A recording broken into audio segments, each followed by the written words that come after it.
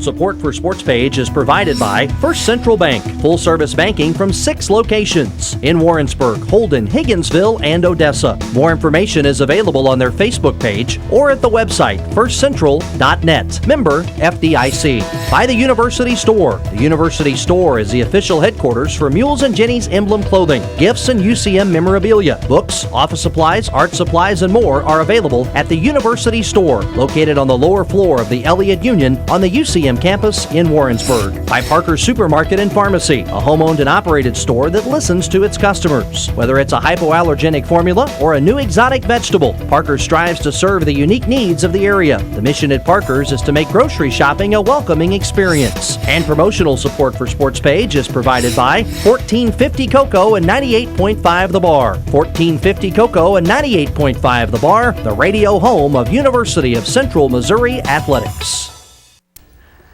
Coming up next on the Central Missouri Sports Page, we'll chat with Mules football coach Jim Svoboda about his team's nationally televised win over Truman in this week's home matchup with Missouri Southern.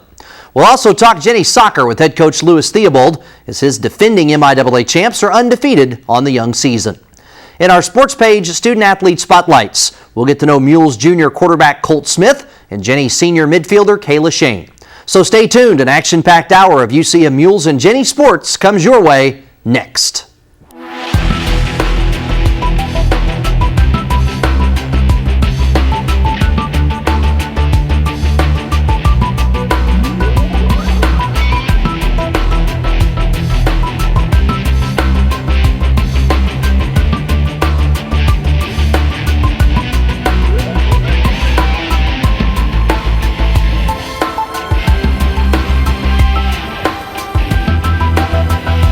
Hello again, everybody, and thanks for watching the University of Central Missouri Sports Page. I'm Shawn Jones, and joining me to kick off the show is Mules football coach Jim Svoboda. Coach Svoboda, welcome back. Shawn, good to be here. Well, we took a week off so that we could watch the game live last week as you defeated Truman, so we're back. Your team now 3-1. You faced some very difficult competition. I guess through the first month of playing games, give us your thoughts on where your team is right now. Well, I like where we're at. It certainly hasn't been an easy path for us, but you can see improvement in a lot of areas on our team, and more importantly, I think we have strong leadership on the team and excellent team unity. Kids are working very hard, very focused, and so it's been fun to work with them. You're an offensive guy. Your teams are known for explosive offense. But the last 3 weeks, to be honest, to me, the story is the defense. 3 weeks in a row, your team has held an opponent to under 100 rushing yards. And these are 3 teams that can run the ball. So how proud are you of your defense right now? Really very proud, and it kind of starts with the defensive line. Of course, Coach Jeter as a defensive coordinator, Coach Clem coaching the D-line, but the whole defensive staff and those kids have really pulled that thing together and are very difficult in terms of running the football. And if you can stop the run and make a team one-dimensional, I think it's a big advantage. And as you mentioned, those teams had some outstanding running backs we faced. I mean, really good running backs. And so can't say enough about the job they've done. A lot of teams in this league really aren't sure what they have yet. It just is kind of fallen into place to where the top teams in the league outside of the Mules have played teams that haven't won a game. You guys, on the other hand, I think your opponent's combined record 13-3. So you might be the only team in the league right now that kind of knows what you have as a group. Strange schedule, and I don't know yet. I think I think we're a good football team. I think we have a lot of room for improvement, but you start comparing scores and all that, and you don't really know from week to week. And just like I've told our players, we don't know. Let's wait till the end of the year, look back, and then we'll have a good idea of how we did. Well, let's go back to last Thursday. It was the first nationally televised broadcast of Mules football ever from the UCM campus on CBS Sports Network, also here on KMOS-TV, so the game really available around the globe. Talk about the importance of that exposure for your football program and for the institution. Well, they were really pros. Sometimes you think, well, they're just going to come in and kind of do a broadcast, but they really did their homework. I was impressed with their analysts and their coverage and their interviews of our staff and players, and so to bring this level of football to a national audience is significant and exciting for our players. It was the blackout game, lots of students, great crowd on hand as we look at the highlights from last Thursday, and there you see Ronry Lloyd from Colter Smith, the two junior college teammates hooking up. Those guys, especially Ronry on the other end with a big game. Yeah, Ronry has really come along and has become a favorite target of Colts. And Colt Smith from 7 yards out. That comes late in the first quarter, about 5:36 left to go. 7-0. You know, 6'5", 240, you don't think a guy can run, but Colt's got some good nifty feet. Yeah, I think he's got 2 or 3 rushing touchdowns already. He's picked up some key first downs, and so that's a good weapon in the arsenal. And there you see an interception. Now we're going to see some of the not so good highlights from this game as well. Good news is you won it. Bad news is 5 turnovers. Yeah, you know, we're skating on thin ice with 5 turnovers and putting our defense in tough positions, and you know, we're going to try to get that fixed. But you took it right back. Colter Smith, his first career pick. Yeah, it was exciting. We had a couple kids that had their first career event, and Connor was one of them. That was a great interception. So the Mules on the move, good play action there, and Shawn Gorman out in the flat for the touchdown to make it touchdown for Shawn. Yep, 14-0 for another young guy, sophomore from out of Park Hill. So fun to see. He's one of those guys that has to do the dirty work a lot. So fun to see him get a touchdown. Yeah, it was really good. It was a great catch by him too on that play. So here you see the Mules on the move, but another interception gives Truman an opportunity to dent the scoreboard. This comes with 8:32 to go in the first half. It's the All-American Elliott, and it's 14-7, but then your defense right back on the field making plays. Yeah, they just would not be denied, and we clearly put them in tough spots. You know, they really pitched a shutout in a lot of ways, and but we don't get too caught up in that. We won the game by a significant margin thanks to their great play. How about this play by your D-line? There's a couple of them. Reggie Dilworth on that sack, forcing the punt.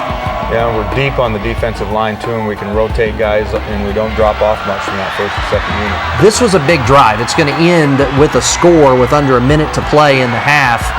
Talk about this drive and what it did for your team heading into the locker room. Well, I think it said a lot. You know, we started off very good, just how we wanted to start the game, and struggled in between there, and then to put the ball in the end zone right before the halftime, great pass and catch. Colt was struggling a little bit and threw that right on the button, and Ralph made a great catch. So, I think that gave us a little momentum. Yeah, all of a sudden it's 21-7 at the half as opposed to 14-7, and there's Levance Taylor, terrific speed, showing you what he can do.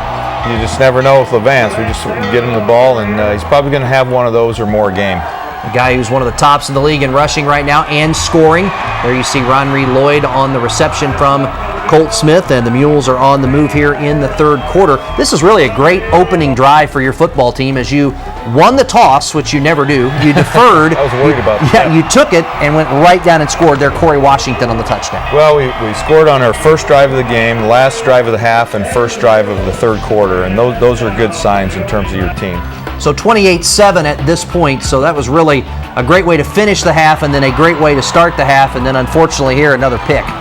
Yeah, just threw a couple of high balls there. It wasn't really just terrible decisions or anything like that. Just caught a couple of high balls, and they were in playing good zone defense and picked it off. Well, that's deflected, but it goes through from 28. It's 28-10 at this point. Central Missouri with the lead, and you've got the football, and there's Ronry again. 7 catches on the night for Ronry Lloyd, as the Mules on the move with that 28-10 lead. There's a nice shovel pass, and you get to see a little bit of Levance Taylor's talents on display. Yeah, we get him the ball as many ways as we can. And here you see Colt again dumping it out to Levance, and look at him turn that corner, and great speed down the sideline. Again, just a sophomore from out of Raytown. Has firmly now established himself as one of the top backs in the conference. Well, I think so, and he's got a lot of room for improvement physically too, so we're excited about his future. That field goal is from 48 yards from Aaron Jamison, the longest for him of the season, and it's 31-10, Central Missouri with the lead. How about that great hit and a fumble recovery? That was Latavius Davis on the hit. League leader in sacks was 6. That was his 5th forced fumble of the year. That's amazing. Yeah, that also leads the league after 4 games, and you turn it into points. Yeah, took advantage of it. Defense just kept the pressure on that their quarterbacks all night. So 38-10 after Corey Washington, his second touchdown of the game. There's a late touchdown from Truman. That comes with 9 seconds left. The Mules had their 3s and 4s in the contest. Truman gets on the board, but the Mules, despite the turnover, score 38 points, win at 38-17 in the CBS Sports Network NCAA Division II Game of the Week. The Mules, a game out of first in the 15-team MIAA as they go to 3-1 overall and in the league. The Mules are ranked 18th this week in the D2Football.com top 25. Not to make too much of it, but it is pretty impressive when you can turn it over 5 times and still score 38 points. Yeah, it's a good news, bad news kind of thing. Probably really says more about our defense, not just getting them to go 3 and out and getting us more chances on offense. And there were some definite bright spots. If you watch the game, you take out a few plays. It was a pretty exciting game. A lot of big plays out there, and kids really fought hard, played well. I'm going to go back a couple weeks. After playing and winning at Lindenwood on a Saturday night, September 15th, we didn't get home till about 1:30 in the morning on Sunday. You turn around, you host a nationally televised game on Thursday, September 20th. Now, there's a lot that goes with that. All the interview requests for you and your staff and the players, the excitement of playing on national TV, but more importantly, let's focus on a Sunday morning arrival back on campus and a Thursday night game. So let me ask you this. How big were the extra 2 days on the other end of that, last Friday and Saturday, in terms of rest for this football team? Well, we needed them, I can tell you that. And it takes just a lot of energy, a lot of physical energy, a lot of mental energy to stay focused all the time and have good practices and stay sharp. And again, that points to leadership with our assistant coaches and the upperclassmen, the leadership council on the team in terms of staying focused. And you got to use some strategy. You can't beat on each other all week and expect the kids to be fresh on game day. So you want to get that intensity in practice, that focus, but at the same time make sure that they're fresh and ready to go on game day. One of the things is you kind of compare this year where you're at after facing some tough opponents to start the year and where you maybe were last year. You're clearly better defensively against the run and overall up front. I think just the physical nature of your defensive line is very good. Offensively, you're still throwing for a lot, which is a staple for your offense, but you're also running the football effectively. So to me, as we approach, unbelievably, the midway mark of the season this week, we're seeing improvement in maybe areas where we were a little deficient last year. Well, that was the goal in the offseason. We wanted to become more physical, and of course that starts in the weight room, and a lot of it's just a mentality, just making your mind up that that's how you're going to play, and that your style of play on both sides of the ball, and of course it starts up front when you want to be more physical, and I think both lines are really playing well.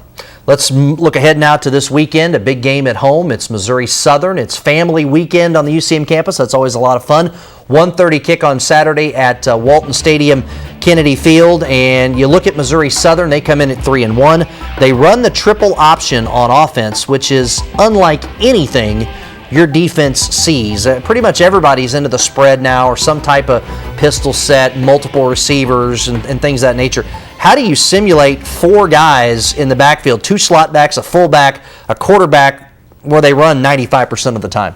Well, it's a challenge, and a couple of extra days helps you with regard to that, but it becomes assignment football, and the reason people run the option is when you're running the football, if you think about it, if you don't option somebody, you have somebody handing the ball off and somebody carrying the ball, so it's automatically 9 on 11 that you're short on offense. And so what option does is you leave players unblocked, and then you read those players depending on what they do. So that's how you gain a numbers advantage, and they're very good at it. And they take time off the clock. They want to win that time of possession battle, and so you got to be really disciplined on defense, and you got to be patient on offense. It's really a contrast in styles. You want that football back. You want your offense on the field scoring points. They want to keep your offense off the field. They don't want to score 40-yard touchdown runs. They'd like to get 4 yards a pop all day long. They lead the league in time of possession, and that's exactly what they want to do. Probably by a wide margin, and that's just their style. And like I said, on offense, what you want to make sure is that you maximize your possessions and that you get the ball in the end zone and do that in with the sense that there's not a sense of panic type thing, because sometimes you get the ball so few times you go, man, we really got to score now, and that you got to play loose to be effective, and so it'll be a challenge for us. And you've also got a challenge for your offense. They've got a very good defense. They got a lot of guys back from what was really a good defensive unit last year. They've got Brandon Williams, number 66, for the folks who are coming to Walton Stadium, Kennedy Field. He's expected to be the highest NFL draft pick out of Division II this coming season. You guys did a good job against him last year. Going to have to do it again this year. Yeah, he's a force in there. There's no question. He plays hard. He's 320 plus pounds, very athletic, and he's been around for a while, so we're finally glad it's his senior year, and our kids have done a pretty good job with him overall, but he's a guy that you got to know where he is, that's for sure. We're 3-1. We're a game out of first. Look, it's another team that is 3-1. I think our 3 wins, we handed our opponent their first loss of the season. So this time we're playing a team that's only 3-1. Right, right. Well, you got to play them. How they are on the schedule. You never know how it's going to turn out, and our approach has been just that. This is opponent number 5, and we know some about them, but we don't go into too much depth. Focus on what we got to do to get better. Coming up here in just a couple minutes, we're going to spotlight junior quarterback Colter Smith. What an interesting story. I think you're really going to enjoy this. He spent 2 years out of high school in Argentina on a mission trip. He speaks fluent Spanish. When he came back from his mission, he worked in the corporate world, decided he missed football, became a 6th-string walk-on at Snow Junior College, then became the team captain and the starter and earned a full scholarship. And, here he gets hurt. He's the backup, gets inserted into the lineup, and now has been very solid through 3 weeks. So he's had an interesting journey to get to this point. He's a model of perseverance and hard work. He's also been injured and had to overcome that, and that's been frustrating for him. And then to start the season, he was not the starter, and he's worked awful hard. So proud of him, and he's had some ups and downs. He got out of the gate real fast, played a great game his first start, and had a few bumps in the road, but that can be expected. And he's got a lot of good teammates around him, a lot of good support, and I think with his attitude, he'll do nothing but get better. One of the leaders on this football team, and again, one of the things you've talked about a lot, maybe not on the show and things, is how pleased you are as we approach the midway mark of the season with the leadership of this team. Doing some things different this year, got a great group of seniors, and they're kind of keeping everybody focused on the task at hand. They are, and we established a leadership council, and we just got, after the 2011 season, got to looking at how we establish the leaders, and typically you vote for them or elect them in some way, and I tried to take a little more of the subjectivity out of it and have them sort of earn a spot on the leadership council through some physical things and some other ways, and so I think what you have is you have a group of hardworking guys that want that leadership role, and then we also did some things to try to develop leadership within that group. Good luck this week. Talk to you next week on the Shawn. show. Coming up next on Sports Page, we'll get to know Mules junior quarterback Colter Smith. And our Student Athlete Spotlight on the Ogden, Utah product is next here on KMOS. Hi, I'm Chuck Ambrose. Join me as I host Central Missouri Tomorrow. In this episode, we take the show on the road as we visit Missouri's Katy Trail State Park. We'll hit the trail and ride a popular section between Sedalia and Rocheport. Along the way, we'll visit with government leaders and a business owner and hear firsthand the impact Missouri's largest state park has had on the people and communities along its length. Join me for Central Missouri Tomorrow. I choose to be independent, to blaze my own trail. I choose what to create, how to organize, and where to share. I choose what it means to be a change maker. I choose who to root for, who to work for, and who to care for. I choose red to broaden my world. I choose red to discover my hidden potential. Choose red. Choose red. Choose red. Choose red.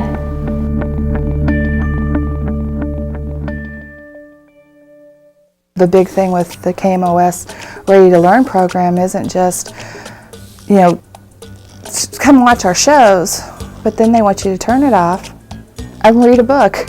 My source for quality children's education is KMOS-TV.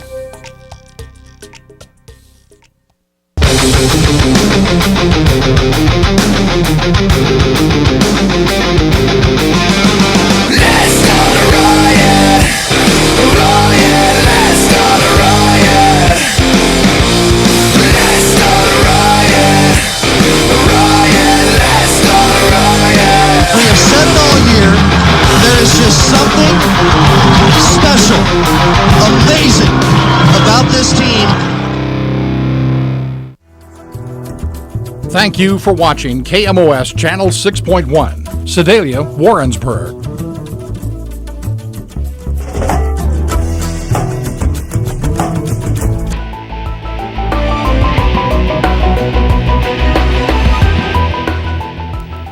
And welcome back to Sports Page here on KMOS-TV, Missouri PBS.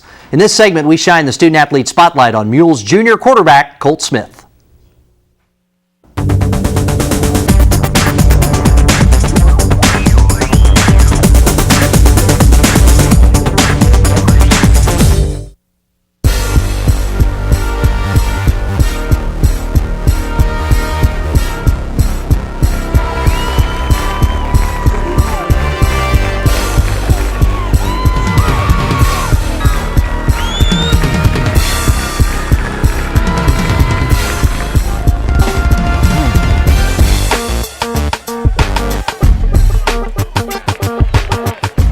I'm from Wyoming. I grew up in a small town in Lovell, Wyoming.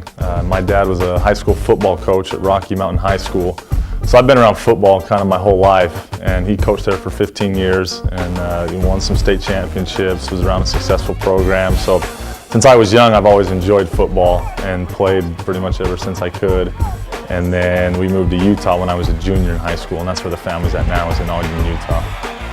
Yeah, actually after high school, I served a 2-year mission for the Church of Jesus Christ of Latter-day Saints, the Mormon Church down in Argentina. They called me down there, so learned Spanish and went down there for 2 years. And then when I got back, I was a 6th-string walk-on at Snow College there in Utah. It's a junior college. And so called the coaches up, and they gave me a spot to come and walk on and play, and was able to make the team as a backup going into fall camp my freshman year, and backed up that year. And then coming into my sophomore year, I was the quarterback and captain, and was able to play that year and get out here. Coach Lamberson called me as he called me probably 3/4 of the way through my sophomore season there at Snow. And first I was kind of like looking up online and like the Mules. I've never heard of the Mules, that's for sure. But once I was in contact with him, I really liked what the things that he was saying and the offense that they ran, and got out here and met with him and Coach Svoboda and the coaching staff, and just was really impressed with where the program was headed and the direction that it was going, as well as the men that were leading it, the coaching staff. So that was kind of what really got me excited to come out here and be a part of this school. Well, we come out and get warm, and then we usually go through a little bit of a walkthrough, and then from there, they'll do special teams and things, and we'll go off by ourselves, and Coach Svoboda will run us through individual things, working with footwork and working on timing and things. We'll throw with the running backs, we'll throw with the receivers and tight ends, we'll do handoffs with the running backs to make sure timing is good there. And then we'll go through 7-on-7 or skelly, we'll go through team. We go through team run, where we're just trying to perfect different situations. So for us, it's a lot of thinking. Everybody else does a little bit more of a physical beating at practice, and for the quarterbacks, it's more thinking and making sure that we're seeing the field right according to the defense we're seeing that week. I try to come into a game more focused than loose, I guess. I go through the week a lot watching film. I'll usually have 6 or 7 pages of notes and going on what the defense is doing that specific week, adjustments that we're making according to that defense. So Friday night I'll always review those notes, go over them. If there's anything I really need to make sure and see on film, I'll look at a little extra film Friday night. And then Saturday, day of the game, I just try to be relaxed coming in, wake up and listen to a little bit of music. We'll have team meetings and breakfast or team lunch, depending on what time the game is. And once we get into the locker room, I'll go out on the field and throw a little bit and get loose with some of the receivers. And then just try to listen to some music and get in the right mood to come out and play well and be focused. Role models in football that have helped me. Well, growing up, my dad, just as a coach, he always preached the team before the individual, and so I think that's something that's stuck with me and my brothers quite a bit. Is the outcome of the team is more important than the individual performances, and so he's been a big one growing up. I have a cousin who plays for the Steelers. Brett Kiesel's won 2 Super Bowls with them. And it's just inspiring to have a guy grow up where I did, about 30 miles from where I did. They're in a small town in Wyoming, and been able to go to BYU, and then make it with the Steelers as a 7th-round draft pick, and then end up becoming their starting defensive end, and now he's a captain this year. So as far as close relationships, those are 2 that I go off of quite a bit, just as far as realizing that anything's possible. You always look up to guys that play your position. Seeing how Tom Brady goes about his business and playing the game, and Ben Roethlisberger, his style of play, I like to watch. Aaron Rodgers, some of those quarterbacks that are elite, Peyton Manning, they're fun to watch. Yeah, I consider myself a leader. I think, once you become an upperclassman, it's kind of your responsibility to lead. I think there's a lot of guys on our team that don't have it written out that you are a leader, but whether it's by example or by voice or work ethic, whatever it may be, they're leaders. So as a quarterback, you're naturally put in the spotlight a little bit more, and the way you play, the way you go about your business is seen by everybody. So I always try to remember that and make sure that I'm doing the right thing and that I'm giving my best effort and that I'm having a good attitude as we go about things. Oh, we love the support, Mules fans, so we keep coming out. We're going to keep doing what we can to get you guys the wins, so thank you.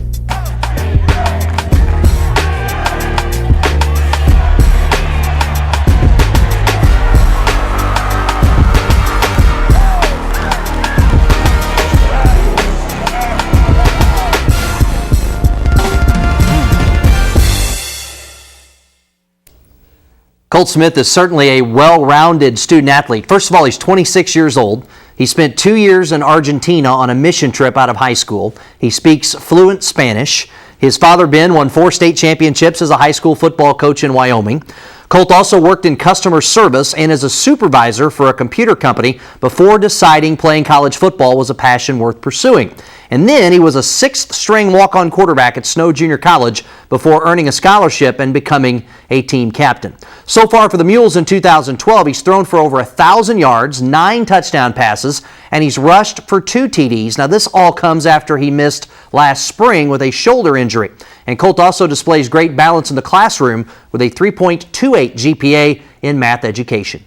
Coming up next on Sports Page, we'll take a look back at how Central Missouri's fall sports teams performed this past week, and we'll visit with Jennies Soccer coach Louis Theobald. All of that's on the way when Sports Page continues right after this. I choose to accomplish my goals. I choose to follow through, to finish my degree. I choose a university that's convenient and close to home. I choose Red to transfer my credit hours without any hassles. I choose Red to graduate on time. The University of Central Missouri Summit Center in Lee Summit has academic programs designed to help you finish your degree and discover your potential. Learn more at choosered.ucmo.edu. I choose to be independent, to blaze my own trail.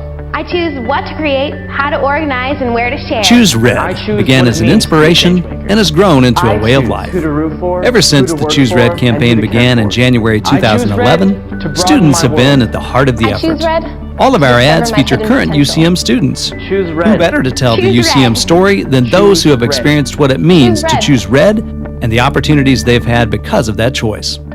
In August of 2012, the office responsible for development of the campaign held open auditions in the Elliott Union. University Relations staff members met more than 100 talented students who made the decision to choose Red. The students shared their stories and their talents with us in hopes of being able to become part of the official Choose Red campaign. UCM students who audition will have the chance to be in any number of Choose Red campaign materials, such as TV commercials, 30-second radio spots, web videos, billboards, brochures, ads, and numerous print publications. Even Central Man stopped by to add to the fun and excitement of Choose Red Auditions 2012. With so many students willing to be part of the campaign, it's no wonder a record number of students have once again decided to choose Red.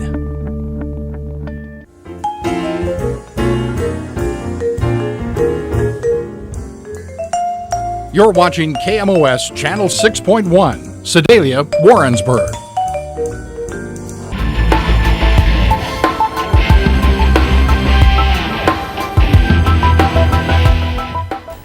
And once again, thanks for watching Sports Page here on KMOS-TV. Coming up in just a moment, we'll visit with Jennies Soccer coach Louis Theobald. But first, let's take a look at how all the Mules and Jennies fall sports teams performed this past week. And we start with the Jennies volleyball team. They're ranked 8th in the country. Last Friday, they picked up a 3-0 win in St. Joseph against Missouri Western. On Saturday, the Gens hosted Truman and came away with a 3-2 win. The Jennies, by the way, are now 5-2 in 5-set matches this season. Brady Peniston and Annie Riley were named the MIAA Volleyball Players of the Week. Gens are now 10-3 overall. They're 4-0 in the league and ranked 8th in Division II. The 10th-ranked Mules golf team took 4th place at the Northeastern State Classic. That was held this past Monday and Tuesday in Tulsa, Oklahoma. Sophomore Cy Moritz shot 4 over par for the 2-day event, and he finished in 11th place to pace the Mules. The Jennies golf team finished in 15th place at the Mustang Invitational in Marshall, Minnesota last weekend. That's the second event ever in Jennies golf history. And the UCM cross-country teams were idle this past weekend, but back on September 15th, they took part in the Missouri State Richard Clark Invite in Springfield. The Jennies finished third and the Mules sixth against a predominantly Division I field. Jennies Soccer has captured back-to-back MIAA titles and 4 of the last 5 league crowns. Joining us now to talk about his 6th season at the helm of Jennies Soccer is head coach Lewis Theobald. Lewis, welcome back to the show. Thanks for having me. Well, first of all, congratulations. You're the winningest coach in Jennies Soccer history. Your record now 85, 16, and 10. You've got this program firmly established now as a top-level D2 program. Yeah, I feel pretty good about just the continuity of what's going on now. After 5-6 years, you know, recruiting and getting things organized, we're in place to have a good run, but there's a lot of competition and everybody seems to be getting better, so we're always changing and modifying and updating what we're doing. You're around a lot of successful programs at Central Missouri. You've talked about that, you know, not to get into a bunch of specifics, but volleyball, baseball, men's basketball, list goes on and on. But you made a comment to me and to the folks at Mule Train early in the year that you kind of felt like maybe your program had reached an established point at the beginning of this year when some of your former players were back watching this current team. Your current team and those youngsters knew who those former players were, and those former players knew who these youngsters were that they've never even played with. Yeah, I think it speaks volumes of just the character of kids we have and the buy-in into our program. And it was really, really interesting to listen to our returning players, our alumni players, talk about the young players and how impressed they were and knowing them by name and then talking to them after the game. And then our young players, our freshmen, knowing who last year's seniors were and talking to them as if they were old teammates. So that makes you feel good as a coach. You know, winning and losing is so important, but there's something about those relationships that make you feel really good. Well, your program 19-1 2 seasons ago, 19-2 last year, but you lost the best player in program history in Alyssa Rhodes and also 4 excellent role players. So a lot to replace, but you've put together a great start to the 2012 season. Yeah, we had a lot to replace, not just from a talent perspective, but from just a leadership perspective and the face of our program changing. And we even went with a harder schedule. So I was a little uncertain on how it was going to go early, but the kids have maybe overachieved a little bit early. And then now lately we just have to find ways to get better. But really happy with the way we've started. The team chemistry is really, really good. They're really working hard for each other. We've changed the starting lineup a few times, and that's not rattled anybody too much. Everybody's still contributing, working hard, and the team is kind of what we're talking about. Well, that's evident when you look at the stats. Great balance from this team. 6 players have scored goals in 8 matches. That makes you pretty tough to defend. And we've gone with a more attacking lineup than we have in past seasons to try to be a little bit more proficient in that part of the game. But a lot of different players contributing, and I think coming up here we're going to see even more just because some of the young players are starting to get really comfortable, and that makes them a little bit more dangerous when they're playing, when they're confident and feeling good about themselves. Your program is known for defense, and you already have 4 shutouts this season. How do you feel about the defensive effort from this group so far? You know, what rattled us a little bit, our starting goalkeeper who won the position got a concussion early in the year, so then we had to change goalkeeper. So that, you know, just kind of put a little seed of doubt in, I think, our mind a little bit. And but we have a lot of senior leadership. Jenna Stones has been on the field ever since she's got here. She's a senior, and she plays right in the middle of our back line and is kind of the glue of that group holding it together. But we've also tried to sell defending through the whole team. So we're trying to be a little more high pressure and win the ball closer to the other team's goal and not wait till it gets close to us. So I feel good about it. You know, generally I think overall I feel good, but I think for us to be as good as we can be, we've got a long way to go.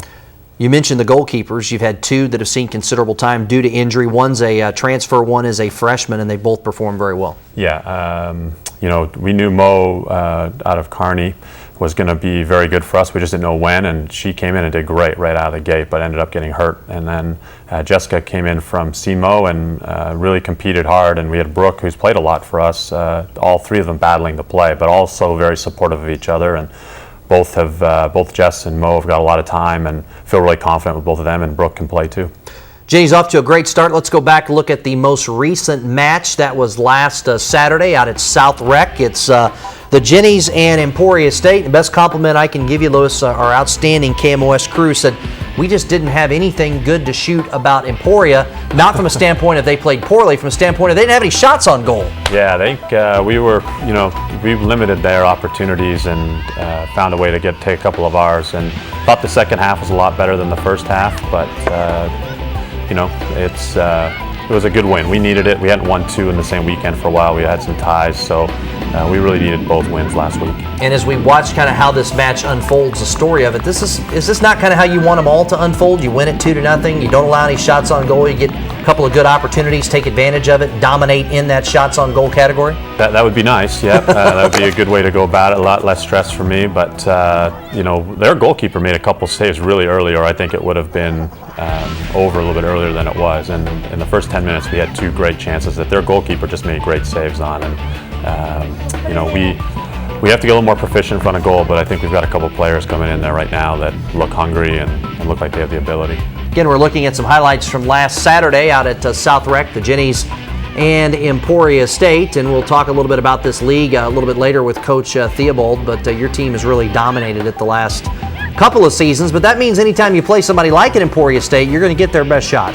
Yeah, we're finding that we are getting everybody's a little more energy, a little bit more focus, a little bit more want to, because really some of these teams, I don't think they feel like they have a lot to lose, and even though we're changing the face of it a little bit, we still wear that UCM name with a lot of pride and expect to win our games. So we know what's coming, and we know the energy is going to be up from the other teams. I want to know how you coach that throw-in, that flip throw-in. How hard is that to coach? Yeah, that's something that's Claire, and her high school coach taught her how to do that, and they went to some class to do it, and I wouldn't attempt to demonstrate it, I can promise you that, but she's pretty effective with it, and she can get it a long way, and we need to be more efficient at scoring opportunities off that.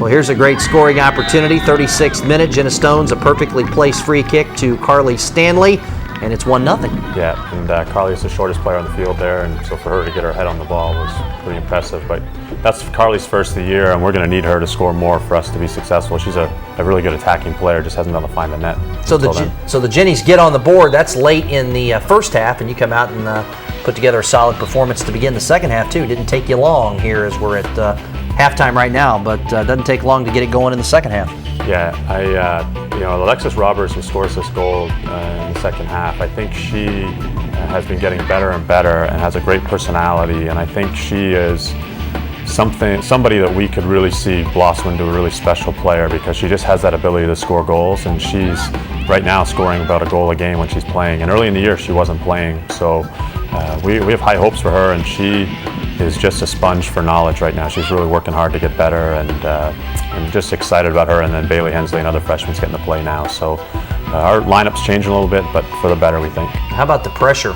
We're keeping this ball. There's not a lot of editing here. You're keeping the ball on their end of the field. Yeah, and our midfield's getting better and better. I think Kayla Shain, who's a senior, who's been huge for us and a great player, is kind of linking things together and doing things for us that maybe Alyssa did for us in the past. I see Kayla carrying a lot of that weight right now. I think this is the goal. Very well done there. That's from freshman to freshman, Hensley to Roberts. Yeah, and I think, a lot of people say Katie O'Keefe wore 22 for a long time in the back, and now we have 22 up front, so it's kind of interesting how that works. Well, it's neat to see these young kids step in like Hensley and Roberts and play and be impact players right away. Yeah, and they are really dynamic, and they're athletic and fast, and just lines things up for us for a long time to be pretty successful. Well, you do such a great job of recruiting Kansas City and St. Louis, and so many of our kids are from those two areas, and there's a lot of good club soccer there that develops these kids and gives them a chance to be ready and be successful at a young age. Yeah, I think we've because of the names we've recruited out of those areas, our reputation's really strong, and obviously our school sells itself once you get them here and you start talking about all the things they can do once they're here. It's just, soccer's one piece of the puzzle, and it's quite an easy sell, but our players are our best advocates. They're out wearing our stuff, talking to other people about their experience, and recruiting seems to be getting a little bit easier and easier right now. And quite honestly, Lewis, if you really look back and think about it, this program was created in 1994. That's not that long ago. It's really come a long way fast. That's a credit to Al and Jeff, and then you for taking it to another level the last 6 years. We've been, I took over a great situation, so certainly it's hopefully still got a ways to go, but it's been a lot of fun. Well, there you see the final numbers. The Jennies defeated Emporia State 2-0, goal each for Carly Stanley and Alexis Roberts. Jen's now 6-0-2 on the season, 3-0-1 in the MIAA. Here's an interesting tidbit. I'm sure Coach doesn't want to hear this, but we got to tell folks, the Jennies have not dropped an MIAA match since October of 2009. That is simply phenomenal. But it's a new MIAA, 13 teams and some new programs, including a powerhouse in Central Oklahoma. Yeah, we've got, it's tough. I mean, expansion has changed the whole focus of this, and Central Oklahoma certainly has a lot of tradition, and they're good, and they've got a lot of talent. But I think something I'm pretty proud of, we've been on the rise up to every challenge in the last few years, and I think our players and our community is hungry to rise up to a new challenge with more teams, and it's just it's a good challenge for me as a coach too. Also a new region for soccer. It's an old new region, if you will. For the last few years, we've been in the South Central, where you go down and play the Texas and the Oklahoma schools. Now we've got Central Oklahoma in our league. We've got the Great American Conference with some schools from Oklahoma and Arkansas in our league. But instead of those Texas schools, we go to the Northern Sun with the 16 teams in that conference up north. So besides the Jennies and Central Oak, which we talked about, Truman, we know, and others, who are some of the other teams outside the MIAA to beat in this region? Yeah, well, the good news for us is we've beat a couple. In the first weekend, Minnesota State is the team right now up north, and we beat them 2-1, so that puts us in a really good spot. And then Winona is doing well. And then the teams we played up there, we went up and played Minot and Mary have done well. So we're playing the best teams in our region, and I feel really comfortable that if we keep developing, we'll be in a position to be the best team in our region. But there's a lot of quality teams, so it's going to be tight. But we're right there, right where I hoped we'd be, but we have to push on here in the next few weeks and get better. Well, I enjoy the Friday night matches, and we've got a Friday night one coming up this week, 7 o'clock. Should be some great weather out at South Rec.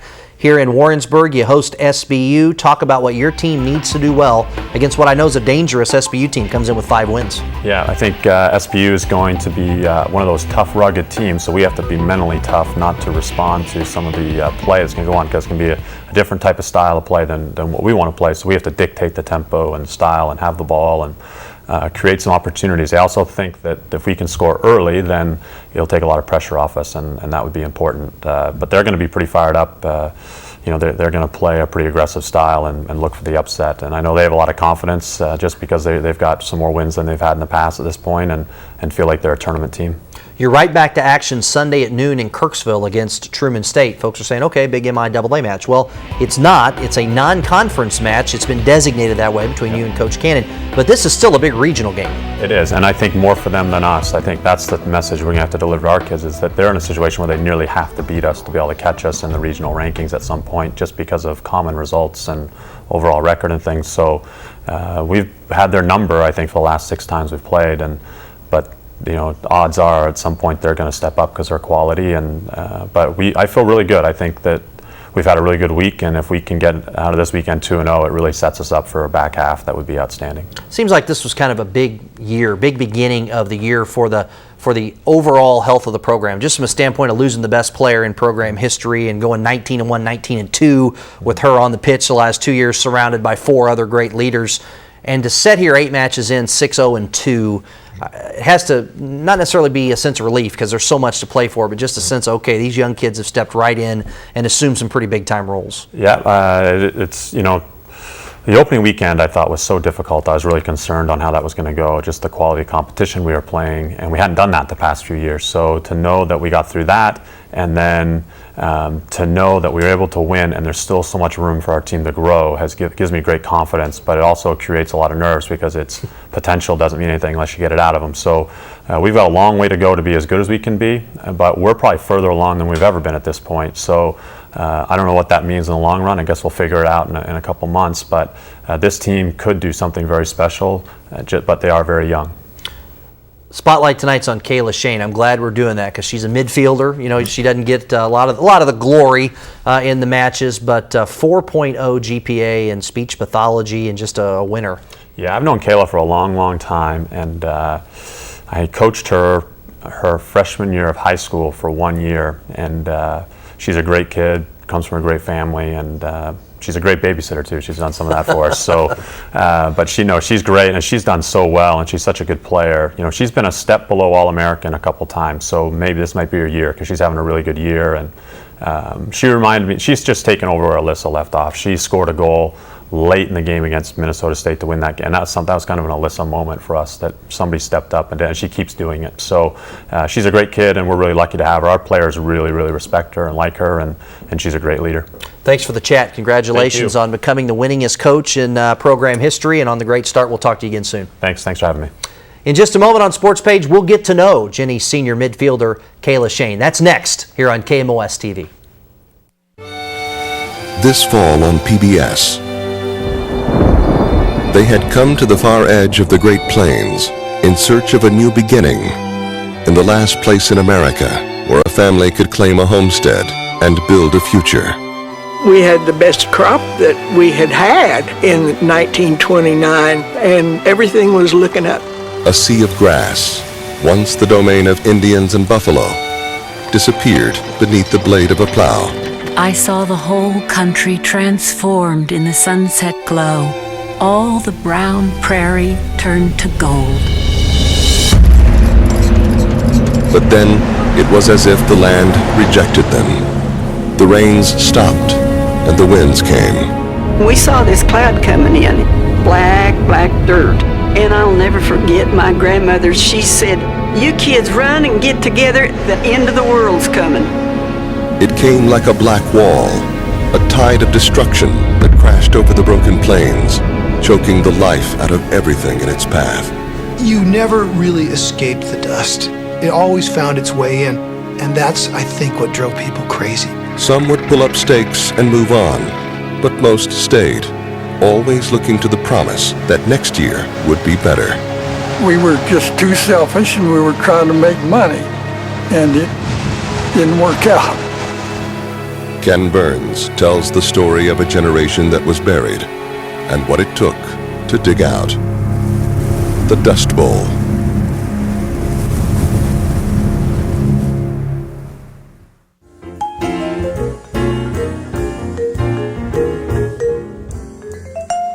You're watching KMOS Channel 6.1, Sedalia, Warrensburg.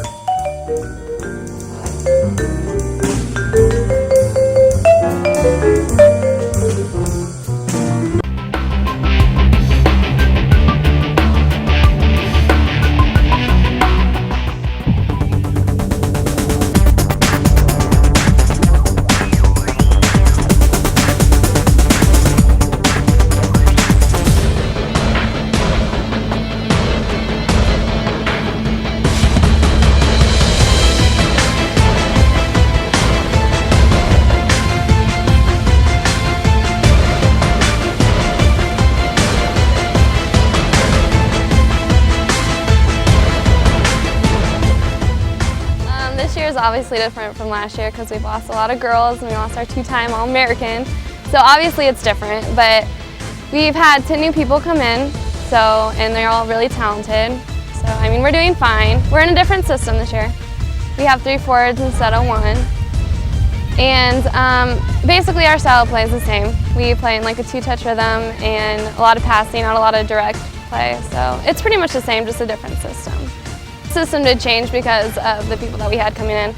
The freshmen, like Julie and Bailey and Alexis, and they're more forward. So we had more forwards, so it just made sense to play that system than what we had before. My relationship with Lewis is good. I mean, I've known him since I was a freshman in high school. So, I mean, it's gotten better. We used to not talk, or I didn't really say much to him, but I mean, we're good now. I babysit his kids, so I think we're good. Past 4 years, I've definitely changed.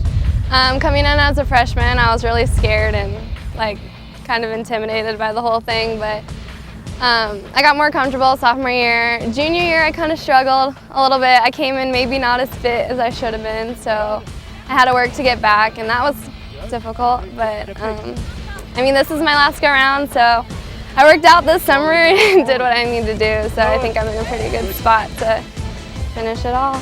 Our goals for this year, I mean, Lewis always says, like, take each game, like, as, like, for that game, and it's a process where we're going.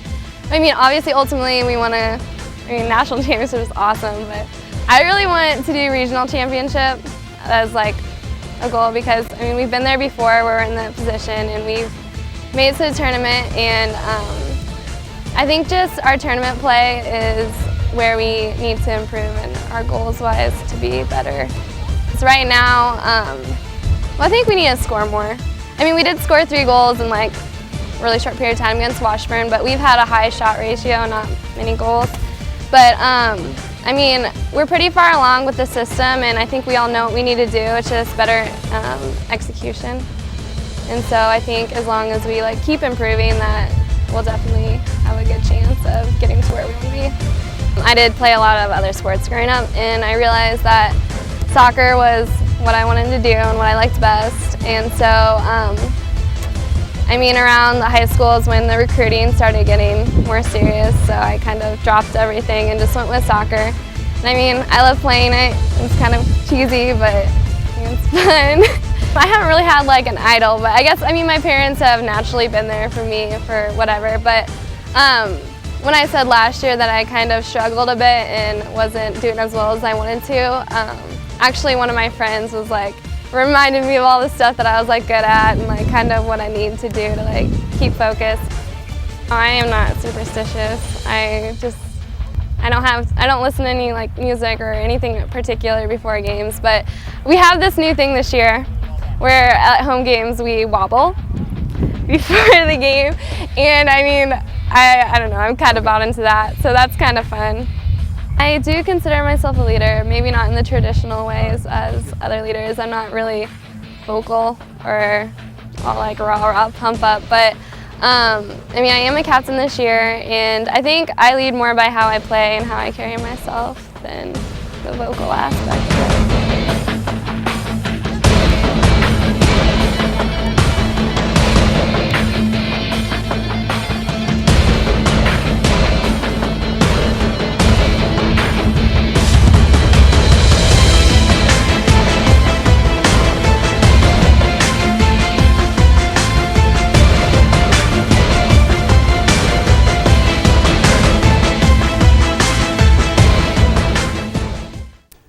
The senior captain from Olathe Northwest High School has scored 10 career goals and helped the Jennies to 2 straight MIAA titles.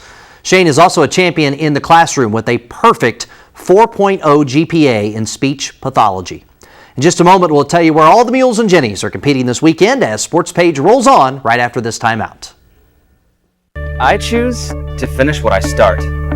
I choose to accomplish my goals. I choose red to make my family proud. I choose red because I can take classes that work around my schedule. I choose red to advance my career. The University of Central Missouri Summit Center in Lee Summit is a convenient location for finishing your degree. Transfer your credits to UCM and finish what you've started.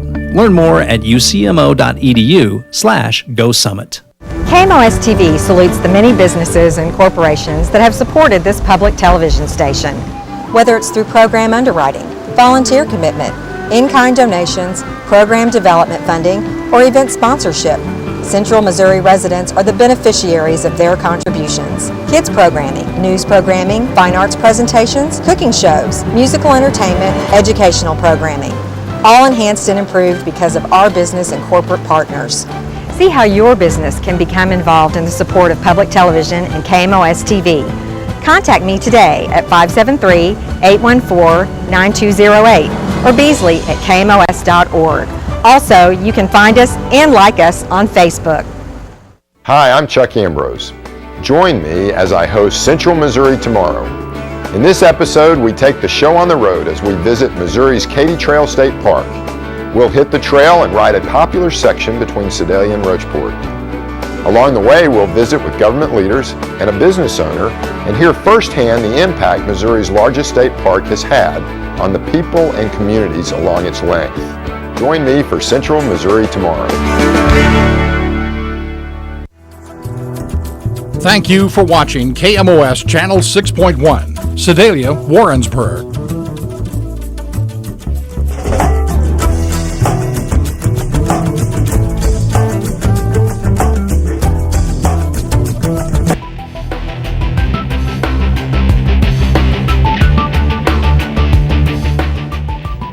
For one final time this week, welcome back to the UCM Sports Page.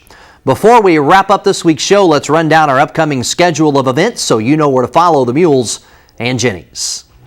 And the Mules football team, believe it or not, reaches the midway point of the 2012 season this Saturday as the 3-1 football Mules host the 3-1 Missouri Southern Lions at 1:30 on Saturday at Walton Stadium Kennedy Field here on the UCM campus. The game is part of the family weekend celebration here at UCM. Of course, we'll have the broadcast for you on 1450 Cocoa, 98.5 The Bar, 90.9 The Bridge, and on the internet at warrensburgradio.com. You can also purchase the pay-per-view video webcast of the game via a link at ucmathletics.com. We hope to see you on campus Saturday. In other MIAA games this week, SBU is at 20th ranked Washburn. Fort Hays State is at Truman. Nebraska Kearney is at Lindenwood. Lincoln is at Emporia State. Northeastern State is at 11th ranked Northwest Missouri in the MIAA TV game of the week. Saturday night, Central Oklahoma is at 7th ranked Missouri Western. Number 1 Pitt State is idle this week with their next action coming up Saturday, October 6th as the Mules visit Kearney Smith Stadium in Pittsburgh. Mules set 1 game out of first in the 15-team MIAA at 3-1. The 8th-ranked Jennies volleyball team will take on Central Oklahoma Friday night at 6 in Edmond. Saturday, the Jennies will face Pitt State at 4 in Pittsburgh, Kansas. The Jennies soccer team will host SBU Friday night at 7 at the South Rec Complex in MIAA action here in Warrensburg. Then on Sunday, the Gens will travel to Kirksville to take on Truman in a noon matchup designated as a non-conference in-region matchup. The 10th-ranked Mules golf team will take part in the Lindenwood Invitational. That's Monday and Tuesday in St. Charles. The Jennies golf team will return to the links October 4th and 5th in the Bearcat Fall Classic in Maryville. And the UCM cross-country teams will take part in the Roy Griak Minnesota Invitational on Saturday in Minneapolis, Minnesota. And with that, we conclude this edition of the Central Missouri Sports Page. We hope you enjoyed the show, and we invite you to tune in again next week to learn more on the UCM Mules and Jennies. In the meantime, visit our website, ucmathletics.com, for the latest on Central Missouri sports. Until next week, for our entire crew, this is Shawn Jones saying thanks for watching Sports Page right here on KMOS-TV, Missouri PBS.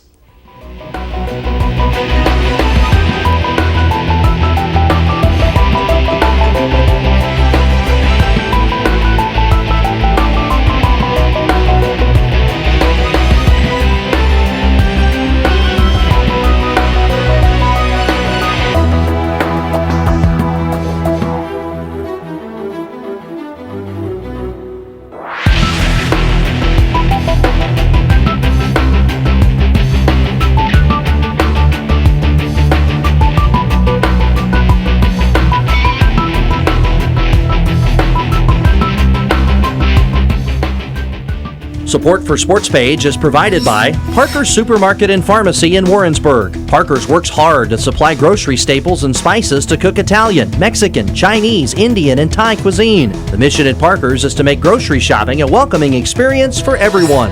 By First Central Bank, full-service banking from 6 locations in Warrensburg, Holden, Higginsville, and Odessa. More information is available on their Facebook page or at the website firstcentral.net. Member FDIC. And by Union Station, Crossroads to Technology, a one-stop shopping source for technology needs. Campus-compatible computers, software for Mac and PCs, and much more. Located on campus on the lower floor of the Elliott Union in Warrensburg. Union Station, Crossroads to Technology.